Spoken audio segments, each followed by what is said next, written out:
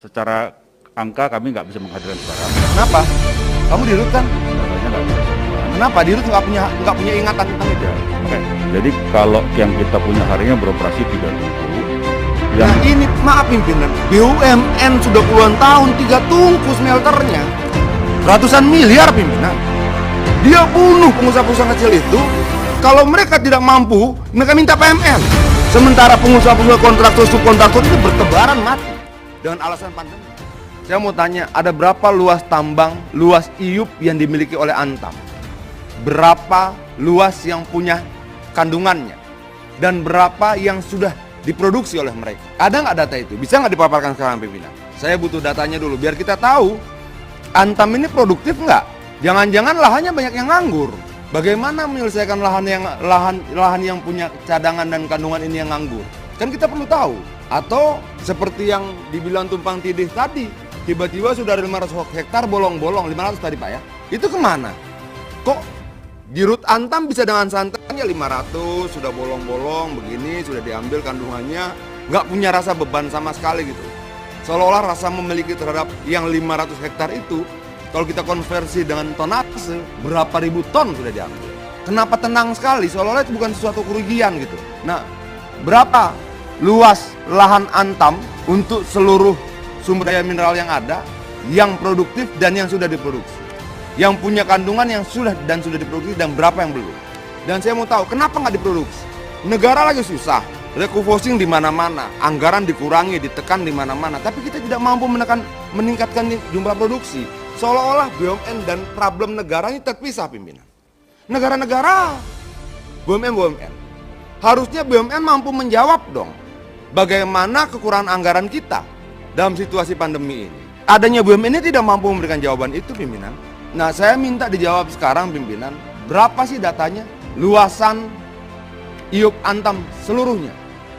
Dari seluruh sumber daya mineral yang ada sekian banyak jenisnya.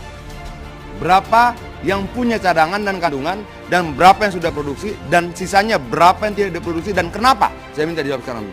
Apa enggak sebaiknya kita ini dulu nanti Enggak. satu-satu gitu mas? Bukan pimpinan, ini penting. Oke, Menurut saya dipersilahkan. Kenapa nggak pernah diceritakan kok? Ya. Saya nanya sama teman-teman Komisi 7 di sini. Ada nggak yang tahu jumlah IUP berapa banyak yang dimiliki Antam? Timah, PTBA, luasnya berapa? Yang punya kandungan potensial berapa? Yang sudah diproduksi berapa? Yang belum diproduksi berapa? Kenapa tidak diproduksi? Kita nggak tahu itu pimpinan. Baik Pak Adian. Jadi secara angka kami nggak bisa menghadirkan sekarang. Kenapa? Kamu di RUT kan? Datanya nggak kita siapkan. Kenapa di RUT nggak punya ingatan tentang itu? Ya, makanya secara garis besar bisa saya gambarkan. Operasi Antam Khusus Nikel ada mulai dari Pulau Gap di Provinsi Papua Barat. Saat ini beroperasi cukup baik, produksinya 3 juta ton per tahun. Total cadangan yang mungkin sekitar 200 juta ton, ya. Kemudian ada lagi di Maluku Utara. Jadi blok tambang nikel Antam itu gampang Pak. Di timur ada di Pulau Gap, ada di Maluku Utara, Halmahera Timur. Ya. Di Halmahera Timur saat ini adalah merupakan basis rencana alokasinya adalah untuk basis produksi baterai, proyek baterai nasional Pak. Nggak, gini loh, baterai itu nanti. Saya Ya. mau tahu jumlah luas tambang yang kalian miliki berapa, yang punya cadangan berapa, yang sudah diproduksi berapa, yang belum diproduksi berapa, dan kenapa tidak diproduksi Ya. saat negara sedang butuh uang. Ya, jadi lokasi tambang nikel kita ada di Gap Nikel, ada di Maluku Utara, ada lagi satu lagi yang tadi saya sampaikan di Provinsi Sulawesi Tenggara. Dan kemudian di Sulawesi Tenggara terdapat di 2 kabupaten Pak, di Kabupaten Konawe Utara dan Kolaka. Semuanya berproduksi kecuali yang di Konawe Utara yang memang mengalami persoalan hukum tumpang tindih Pak. Semuanya berproduksi Pak. Dijual kemana? Ornya. Jadi sebagian besar saat ini digunakan terbagi 2 Pak ya. Jadi ada yang kita gunakan sendiri di Pomala ya, yang berasal dari wilayah Pomala dan juga dari Maluku Utara. Sebagian lagi kita jual ke pabrik-pabrik nikel yang sekarang ada di Indonesia, yaitu milik Kapasitas smelter Antam berapa? Antam saat ini mengkonsumsi 2 juta ton ore Berapa per tungku? tahun. 2 juta itu berapa tungku? Kita sekarang ada 3 tungku Pak di Konawe Utara. di Yang Malah. dimiliki Antam dalam smelter nikel berapa tungku? Jadi kalau yang kita punya harinya beroperasi 3 tungku. Nah ini maaf pimpinan, BUMN sudah puluhan tahun 3 tungku smelternya. Kenapa bang? Iya.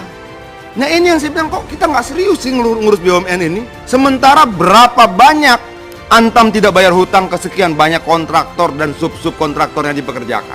Ratusan miliar pimpinan. Dia bunuh pengusaha-pengusaha kecil itu. Kalau mereka tidak mampu, mereka minta PMN.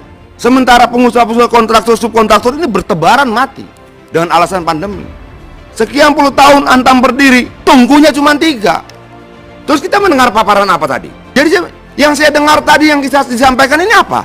Saya tahu betul tentang Pongkor, Pak Dirut. Nggak ada pengusaha lokal lahir dari Pongkor sejak tahun 70-an sampai hari ini. Kalian tidak mengembangkan siapa-siapa di sana. Yang kalian kembangkan perut kalian sendiri kan? Rumah kalian tambah besar, tapi rakyat di sana. Ada tidak pengusaha lokal yang sekarang berasal dari Pongkor yang kemudian masuk dalam pertarungan perebutan proyek-proyek nasional? Nggak ada. Ini loh yang saya bilang jadi alat ukur kita pimpinan. Bukan angka-angka ini. Kalau angka-angka ini kita panggil auditor saja, panggil BPK periksa bener nggak?